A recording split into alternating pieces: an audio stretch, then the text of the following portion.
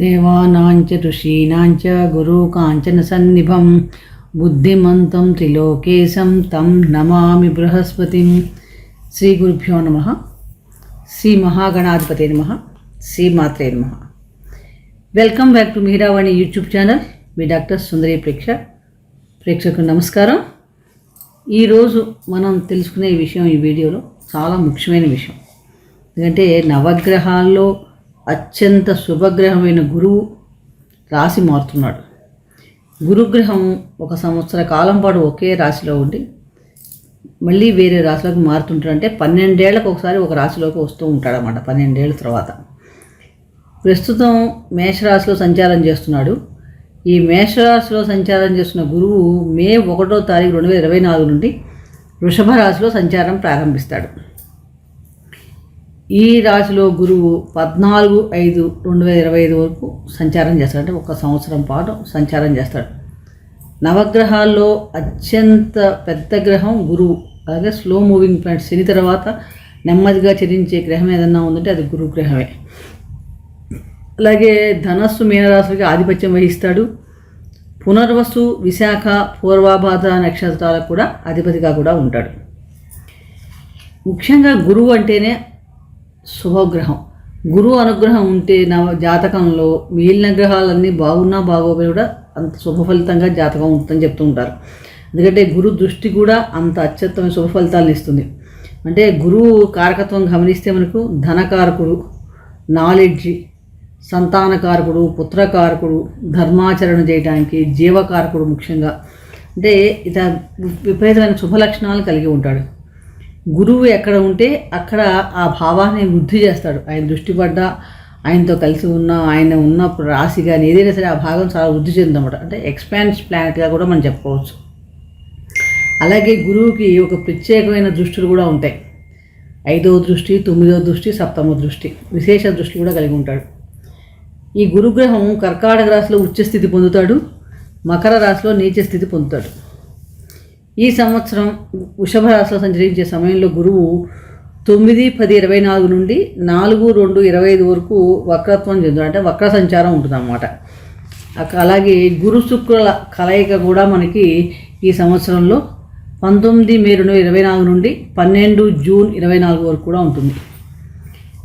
వృషభ రాశి అనేది మనకి భచక్రంలో న్యాచురల్ సెకండ్ హౌస్, స్థిర రాశి. అంటే ద్వితీయ స్థానం అనగానే వాక్కు, ధన, కుటుంబ స్థాన ప్రభావితాలు ఎక్కువ ఉంటాయి. అలాగే ముఖ్యంగా ఈ వృషభ రాశిలో మనకి కృత్తిక, రోహిణి, మృగశిర అంటే రవి, చంద్ర, కుజ సంబంధమైన నక్షత్రాలు ఉంటాయి. ధనకారకుడైన గురువు న్యాచురల్ ద్వితీయ స్థానంలో సంచరించే సమయంలో వివిధ రకాలైన మార్పులు ఉంటాయి. సహజంగా కుటుంబ సంబంధాల్లోనూ, కెరీర్ సంబంధించిన స్పిరిచువల్ విషయాల్లో కూడా చాలా అభివృద్ధి ఉంటుంది. ప్రతి ఒక్కరి జాతకంలో కూడా గురుబలం చాలా అవసరం.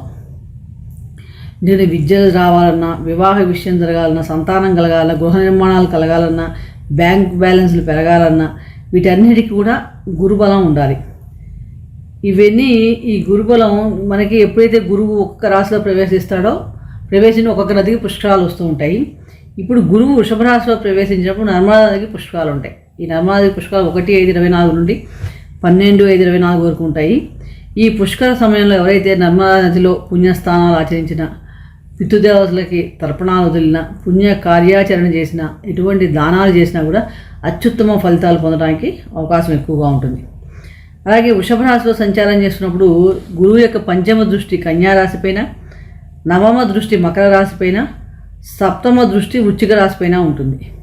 అంటే ఇటువంటి శుభగ్రహమైన గురువు 12 రాశుల వారికి ఈ గురు సంచారం వృషభ రాశిలో సంచరించే సమయం, ఈ సంవత్సర కాలం కూడా ఎటువంటి ఫలితాలు ఇస్తుంది అనే విషయాన్ని మనం తెలుసుకుందాం. ప్రతికూలతలు జరిగేవారు కానీ అనుకూలతలు పెరగాలంటే ఎటువంటి పరిహారాలు చేసుకోవాలి ఈ సంవత్సర కాలం అంతా అనే విషయాలు మనం ఈ వీడియోలో తెలుసుకునే ప్రయత్నం చేద్దాం.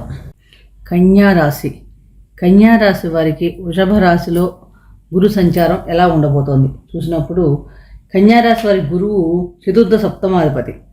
ఈ చతుర్థ సప్తమాధిపతి అయిన గురువు 1/5/24 నుండి భాగ్యస్థానమైన వృషభ రాశిలో రజతమూర్తిగా సంచారం చేస్తున్నాడు. ఇలా రజతమూర్తిగా భాగ్యస్థానంలో సంచారం చేయటం వల్ల ధనలాభం ఉంటుంది. చక్కగా ఈ సంవత్సరం అంతా సకల సౌభాగ్య వృద్ధి, గృహలాభం, స్త్రీ సౌఖ్యం కూడా ఉంటాయని చెప్పవచ్చు. చాలా మనకు మంచి ఫలితాలే ఉంటుందని చెప్పవచ్చు. తర్వాత మీకు భోజన సౌఖ్యం చాలా బాగుంటుంది, ఇష్టకార్యసిద్ధి, స్థిరాస్తుల విషయంలో లాభం జరగడం, వృత్తిలో అభివృద్ధి కూడా ఈ సంవత్సరం అంతా కూడా గోచరిస్తున్నాయి మనకి. అలాగే గురువు యొక్క పంచమ దృష్టి రాశి పైన ఉండటం, సప్తమ దృష్టి తృతీయ భావం పైన ఉండటం, నవమ దృష్టి పంచమ స్థానం పైన ఉండటం వలన చాలా మటుకు మిశ్రమ ఫలితాలు గోచరిస్తున్నాయి. కొంచెం హెల్త్ విషయంలో కొంచెం జాగ్రత్తగా ఉండండి, చాలా అభివృద్ధి చాలా బాగుంటుంది. చిన్న వచ్చినా కూడా చాలా మటుకు మీకు గతంలో కంటే కూడా చాలా మెరుగ్గా ఉంటుందని చెప్పవచ్చు. తర్వాత మీకు ఈ సమయంలో ఏంటంటే ధనాదాయం చాలా పెరుగుతుంది. అలాగే ఫారిన్ ట్రావెల్ ఛాన్సెస్ కూడా ఎక్కువగా ఉంటాయి. విదేశీ వెళ్ళాలనుకునే వాళ్ళకి చాలా అనుకూలంగా ఉంటుంది. మీకు 9వ భావం మీద సంచారం ఏంటంటే చాలా భాగ్యస్థానంలో సంచారం అంటే ఉన్నత విద్య కోసం ప్రయత్నించే వాళ్ళకి చాలా బాగుంటుంది.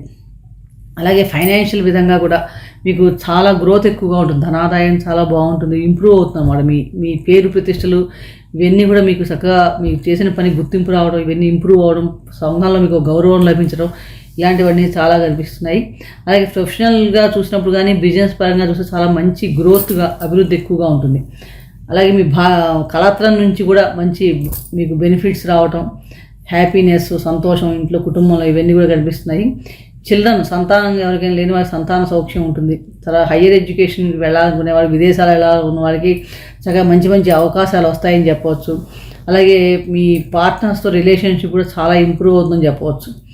ఈ సంవత్సరంలో మీకు చాలా కొంచెం తక్కువ షార్ట్ టర్మ్గా కానీ లాంగ్ టర్మ్గా కానీ ఫారిన్ ట్రావెల్స్ అయితే చాలా మంది ఎక్కువగా ఉంటాయి. అలాగే వృత్తి ఉద్యోగాలు ఉన్న వారికి అధికారుల యొక్క పై అధికారుల యొక్క ఆదరణ బాగా లభిస్తుంది.